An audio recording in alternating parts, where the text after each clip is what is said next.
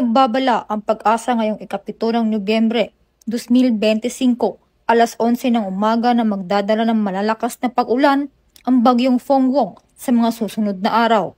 Mula Sabado hanggang Lunes, Nobyembre 8 at 10, asahan ang matinding ulan sa Bicol Region, Eastern Visayas, Central Luzon, Cordillera, Ilocos Region at Metro Manila.